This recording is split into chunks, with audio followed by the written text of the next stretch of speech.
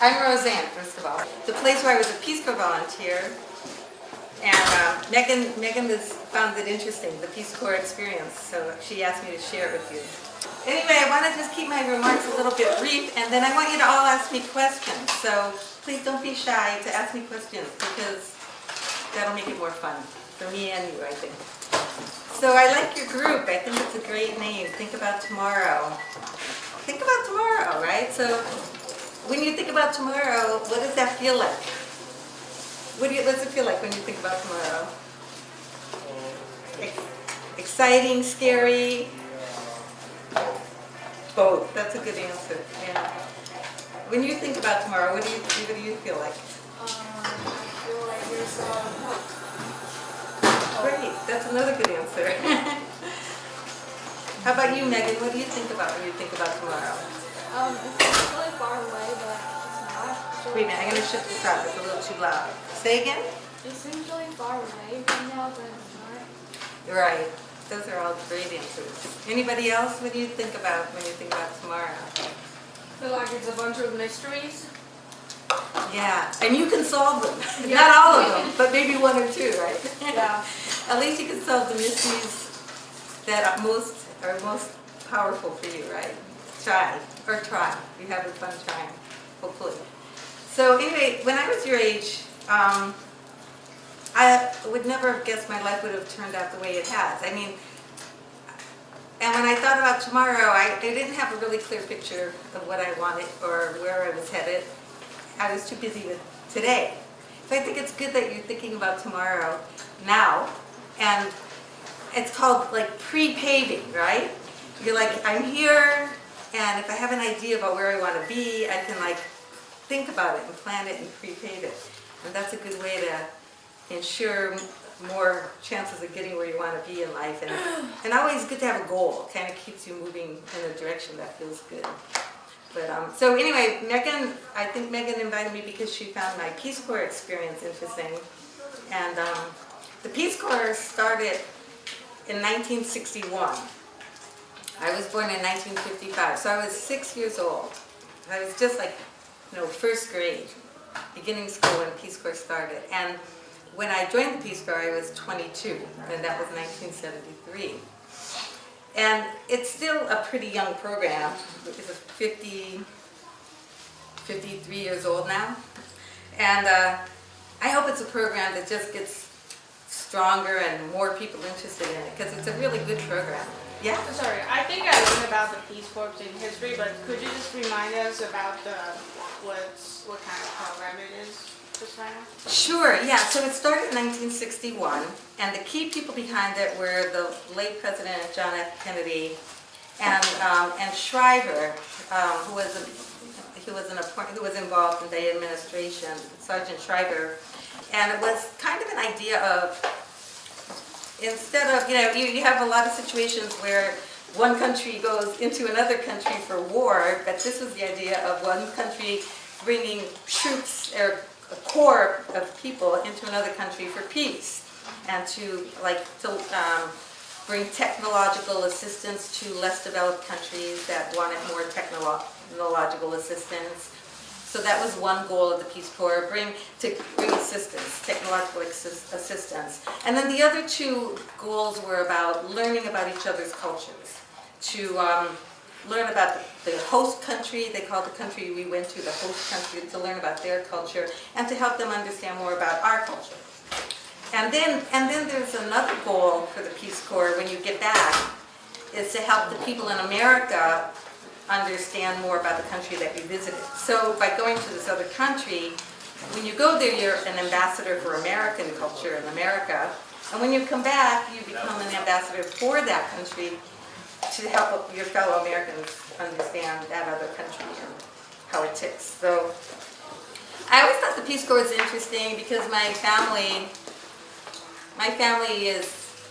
heritage is Italian. My parents, all of my grandparents, all four of them, came from Italy.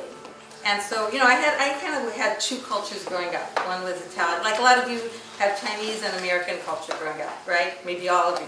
When I was growing up, I had two cultures. I had Italian and American. And a big value in our family was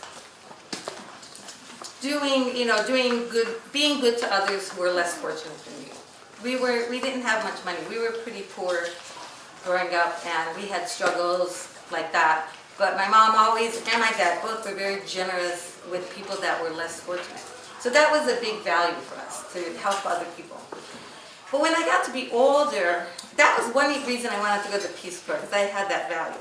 And the value of the Peace Corps is to help less developed countries or less privileged countries. The other thing, though, when I got to be older was I was really interested in other cultures. I figured I knew a lot about American culture. I was born and raised here. And because of my Italian heritage, I felt like I knew quite a bit about the Italian culture. And I felt like, Europe wasn't even that interesting to me because I felt I knew enough about it. But I was really interested in other places, other continents. And in college, I had a roommate who was from Africa. And she was really interesting to me. And we would have long conversations, and she'd go, "Rose, why do Americans do that? Why do you do that?" And I'd be like, "Do what?" I wouldn't even know what she was talking about. She's like, "Why do this?" And she'd come up with some example. And I would laugh because I thought, I don't know why we do that. I never thought about that before. What do you do, right? And we'd have these conversations about, why do you do that? And, well, what about in your country? What do you do? And then we would laugh so hard, we'd practically fall out of our seats. And at one point I said, I want to have that experience of going to another culture and understanding that other culture. So that was another reason why I went. But it was really a great experience. So if anyone ever thinks about the Peace Corps, really look into it. It's worth looking into. How did you join? There's Peace Corps offices all over the country, and you can call, like the Peace Corps office in San Francisco, but you have to be, they want people, like you're a little too young, it'll be like, usually they want people with degrees or post-high school training, but it's really worth looking into. And so a lot of people say to me now, "Oh, the Peace Corps, I always wish I had done that when I was younger." And I always say, hey, it's not too late. They take older people too. Most people go right out of college. If you're a lot of people will feel like, oh, but I have to get on to making money, I have to get on to my career. But I have to say, by spending 2 years in the Peace Corps, much more opened up to me. There are jobs I got because people were impressed that I did Peace Corps. And not only that, there were universities I got accepted into because, like for graduate school, because people were impressed with my Peace Corps. But the more important thing was that it changed me and opened me up and made me so much more aware of the world and so much more interested in the world and so much more conscious of what was happening in the world, that the change in me was worth all of it, just anything else. So you kind of put aside making money because you don't get paid that much. But the enrichment that you get in other ways is enormous. And a lot of us who did the Peace Corps, we always feel that we received more than we gave. You're supposed to be there helping people, but you tend to get more out of the experience than you give. And now actually I actually know a young woman who's from Palo Alto, or Los Altos. She's from, the next town over. And she graduated from Los Altos High School, and she went to college, I forget where, but she's now in China in the Peace Corps. There's actually Peace Corps working in some of the poorer areas of China. And she's from Chinese American background, similar to you. I think one side is Chinese and one side is like Chinese Vietnamese, and she's having a good experience. So that's an interesting thing. So you can even find out maybe more about your heritage, like going back to the country where your parents or grandparents came from. I wanted to go to Africa, and I got the experience to go to Sierra Leone. If you want to just pick up some of those books or look at some of these, there's a little slideshow going on here. I could put it over here and click it back on. And it was great. It was never, things are never what you expect. That's my theory in life. And things are never what you think they're going to be. It's also my theory in life. So, this is still loading, but it'll come back on.